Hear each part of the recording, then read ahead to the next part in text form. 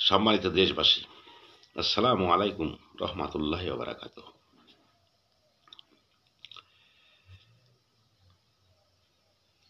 আমাদের এই বাংলাদেশ এখন পরিচালিত হচ্ছে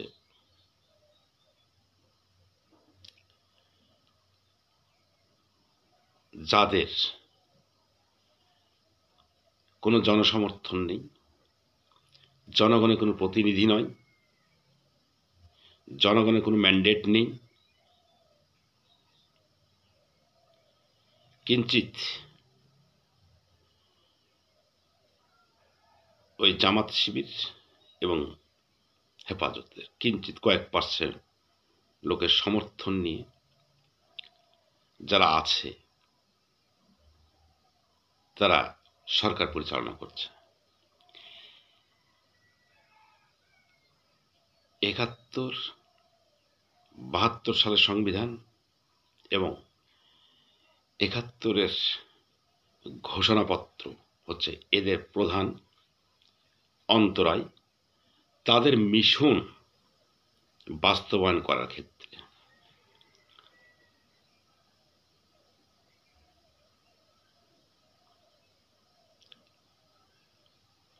এরা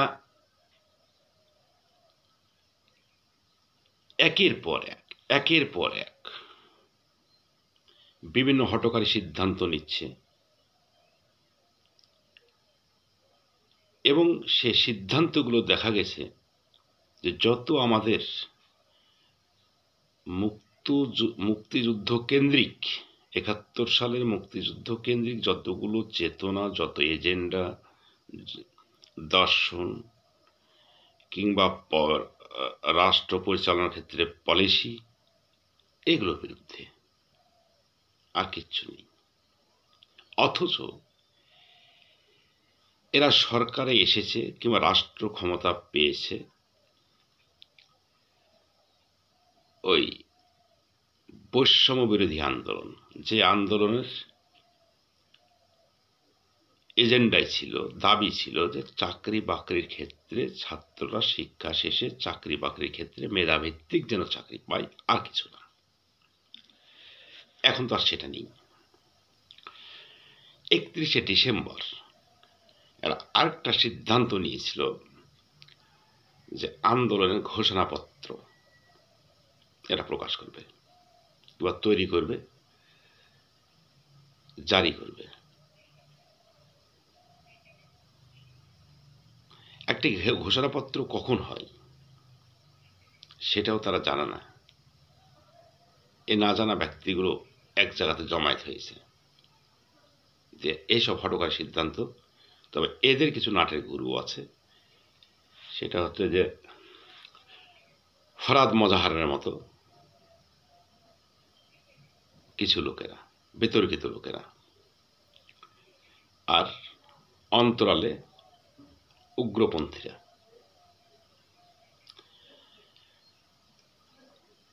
একটা ঘোষণাপত্র জারি করবে, হু আর দে? তারা কে? তারা কি জনগণের কোনো প্রতিনিধি, না জনগণের কোনো ম্যান্ডেট আছে? এই আন্দোলনকে ছাত্র জনতার আন্দোলন বলছে।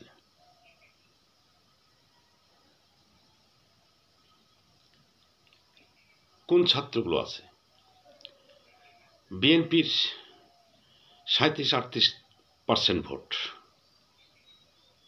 তারাও এদের সঙ্গে নেই। এরা কথায় কথা বলে ছাত্র জনতার সমর্থন নিয়ে। এদের জনগণ নাকি এই ছাত্র জনতার জনগণ। ছাত্র যদি হয় তাহলে সমন্বয়কদের সিংহভাগ ছিল শিবিরের। তাদের জনসমর্থন কোথায় গোটা দেশব্যাপী?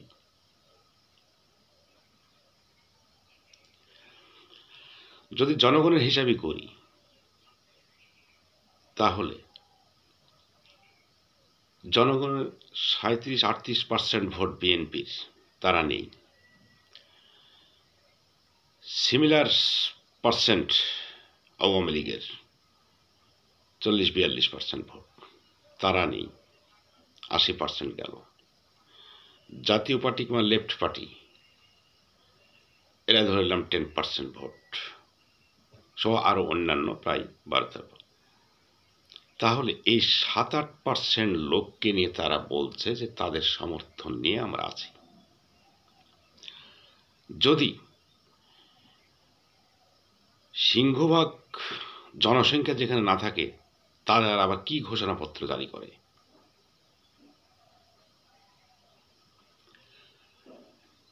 এবং ঘোষণাপত্রটা কখন হয়, ঘোষণাপত্রে কি থাকে, এগুলো বিষয় তো বুঝতে হবে। ঠিক আছে, তারা যদি ঘোষণাপত্রই জারি করে, তাহলে ঘোষণাপত্রে তো একটাই দাবি থাকবে, সেটা হচ্ছে কোটা বিরোধী। পরবর্তীতে যারা যা করছে সেটা তো ঘোষণাপত্রে থাকার কথা নয়, কারণ ঘোষণাপত্র তো আন্দোলনের পূর্বেই হয়ে যায়। যেমন 71 সালে 7ই মার্চ বঙ্গবন্ধু যে ভাষণটা দিলেন, অর্থাৎ পাকিস্তান আমাদের উপর একটা অন্যায় এবং বিশ্বাসঘাতকতামূলক যুদ্ধ চাপিয়ে দিল, জনপ্রতিনিধিদের হাতে কোনো ক্ষমতা হস্তান্তর না করে। বলে 7ই মার্চ অনেক ইতিহাস হয়ে গেল। 7ই মার্চ বঙ্গবন্ধু জাতি এক ঐতিহাসিক ভাষণ দিলেন। এই ভাষণ ছিল মুক্তিযুদ্ধের মূল মন্ত্র। যাই হোক, 26শে মার্চ স্বাধীনতার ঘোষণা দিলেন। আন্দোলন যখন শুরু হয়ে গেল, কিসের ভিত্তিতে আন্দোলন হবে? তখন 10ই এপ্রিল 71 এক ঘোষণাপত্র জারি করলো, জাতির সামনে উপস্থাপন করলো। কিন্তু কারা করলেন? সেটা ছিল আমাদের আইনজ্ঞ, প্রসিদ্ধ আইনজ্ঞ ব্যারিস্টার আমিরুলের হাতের লেখা, এবং অনুমোদন দিল কে? এটাকে অনুমোদন দিল যারা নির্বাচিত প্রতিনিধি, তারা নির্বাচিত প্রতিনিধি, তারা এটাকে অনুমোদন দিয়েছিল। এবং যে ঘোষণাপত্রেই ছিল আমাদের পূর্বের ইতিহাস, ইতিহাস ছিল তার বৈষম্যবিরোধী ইতিহাসগুলো ছিল তার ভিত্তি। অর্থাৎ নির্বাচিত প্রতিনিধিরা মানেই সেটা হচ্ছে একটা গণপরিষদ।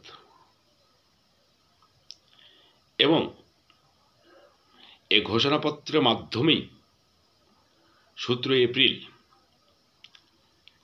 একটি সরকার গঠন হলো বাংলাদেশের সৈয়দ নজরুল ইসলামের নেতৃত্বে।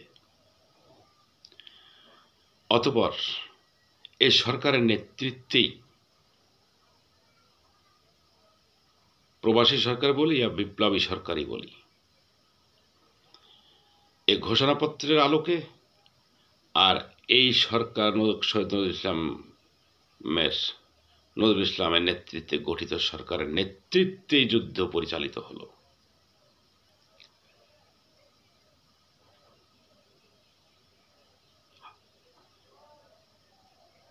যুদ্ধ সংগঠিত 9 মাস, দেশ স্বাধীন হলো, বিজয় অর্জন হলো।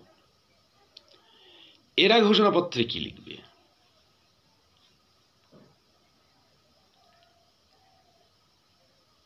পরবর্তী আন্দোলনের পরবর্তী তাদের এই 5-6 মাস ধরে যে হঠকারী সিদ্ধান্ত, একের পর এক, কখনো সংবিধান,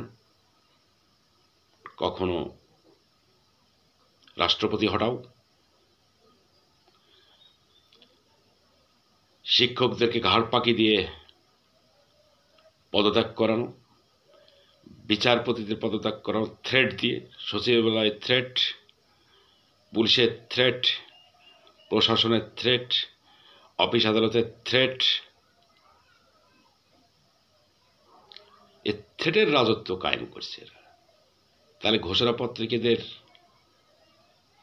এই থ্রেটের সত্যগুলোই সন্নিবেশিত করতো নাকি কোনটা?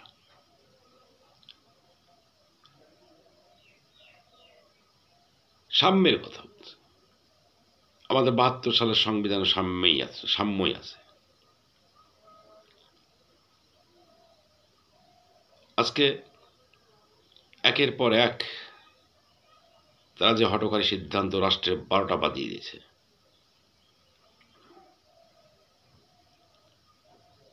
এই থ্রেডের রাজত্ব কায়েম করতে গিয়ে, আর থ্রেড দ্বারাই তো এরা চলে, এটাই এদের সংবিধান। কিন্তু আমাদের ঘোষণাপত্র এবং ৭২ সালের সংবিধানে কোনো থ্রেটের কন্ডিশন নেই। এটাই হয়ে গেছে এদের অ্যালার্জি, এদের মিশন বাস্তবায়ন করতে পারছে না এই শুধু সংবিধানের জন্য। এরা ঘোষণাপত্র জারি করার ম্যান্ডেটটা কোথায় পেল?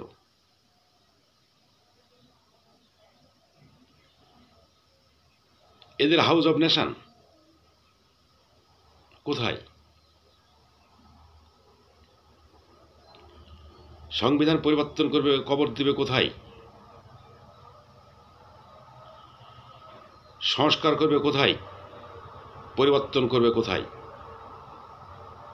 থ্রেট দ্বারাই।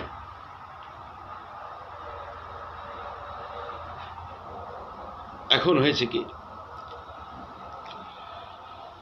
৩১ ডিসেম্বর ৩১শে ডিসেম্বর একটা সিদ্ধান্ত নিয়েছিল, তারা এই প্রোক্লেমেশন অফ রেভলিউশন প্রকাশ করবে, জারি করবে।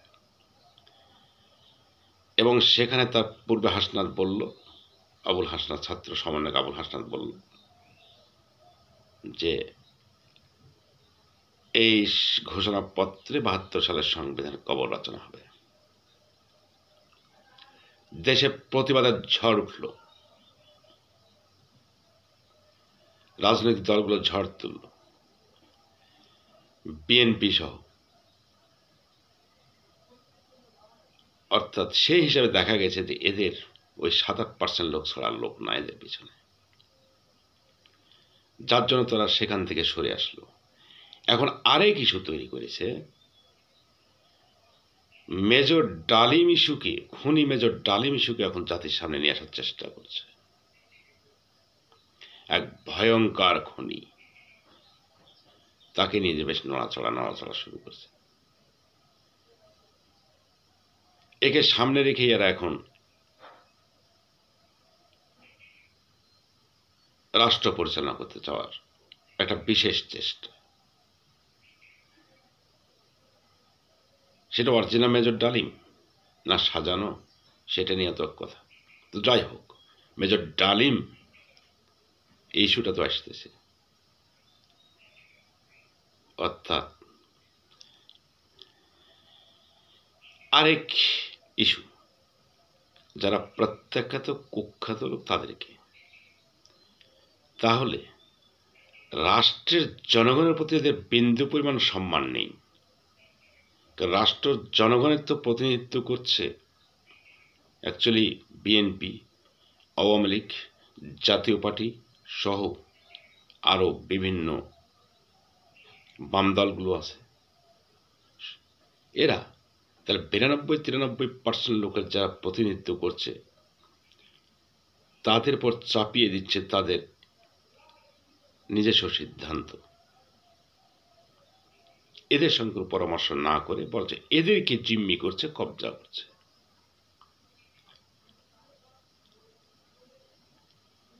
এই শক্তিটা পাচ্ছে কোথায় এরা?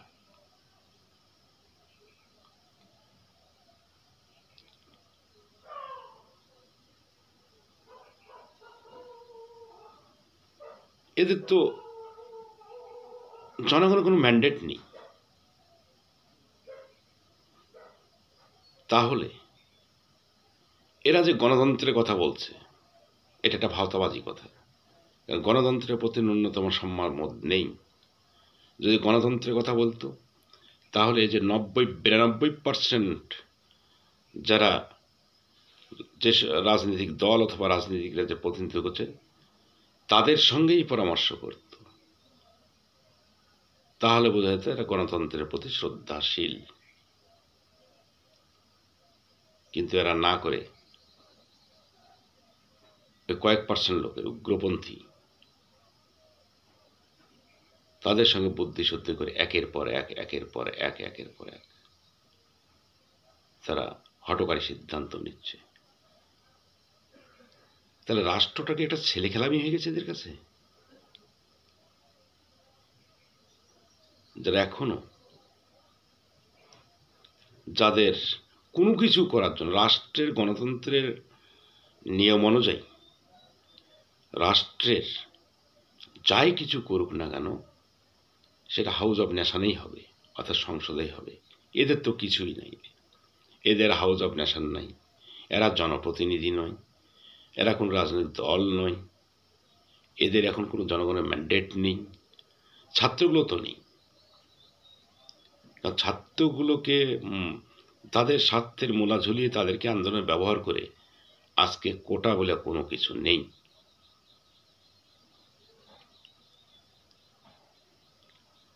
এই ছাত্রগুলো কি বলেছিল,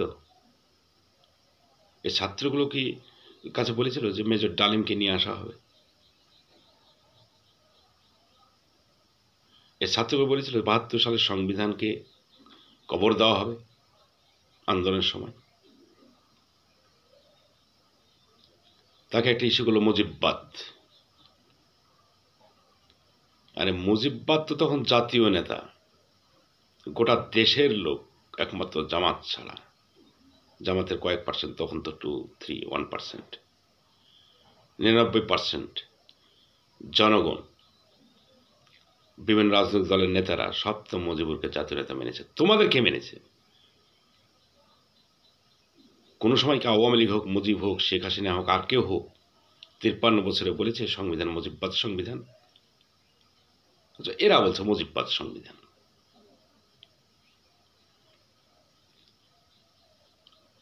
এরা কে তাহলে?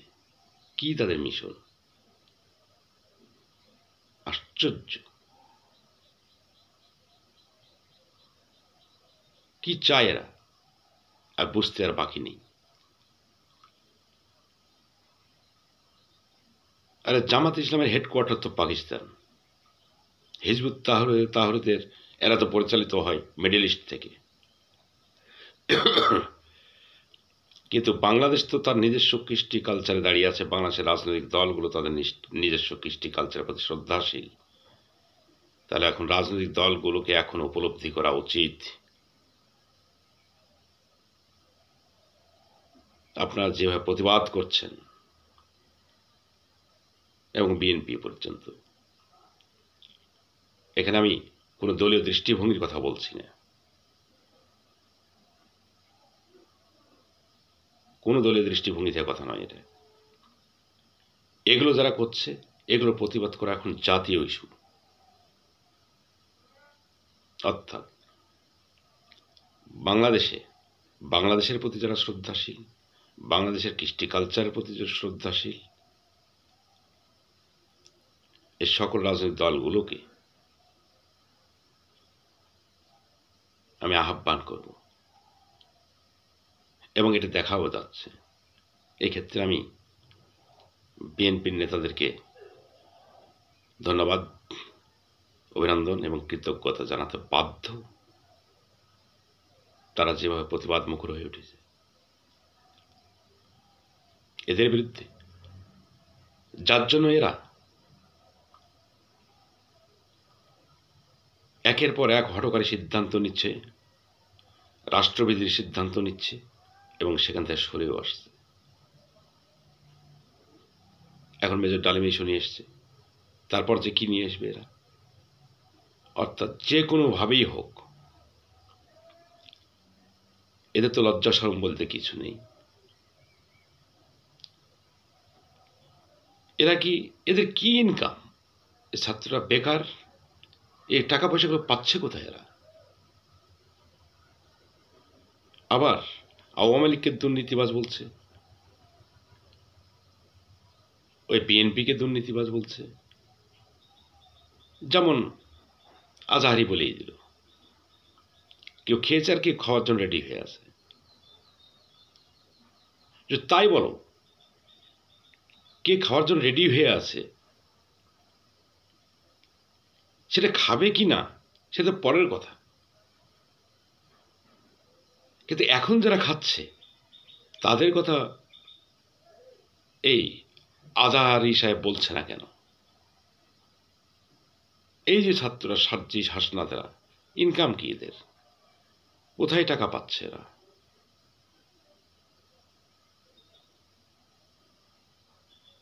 যে ঢাকাতে বসে বসে বসে বসে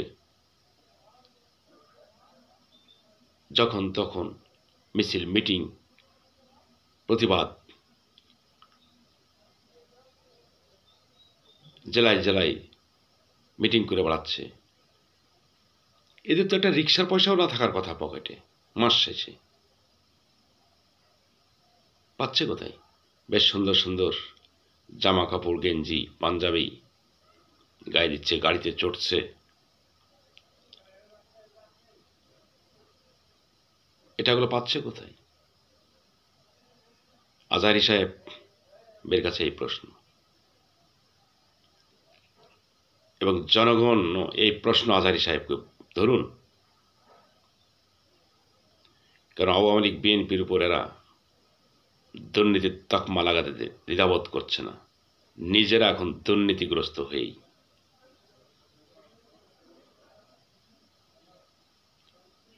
কাজে সকল রাজনৈতিক দলকে এখন ঐক্যবদ্ধ হওয়া উচিত যে এদের মিশনগুলো থেকে, বাস্তবায়ন থেকে এবং মিশনগুলো সম্পর্কে সচেতন হওয়া এবং এদেরকে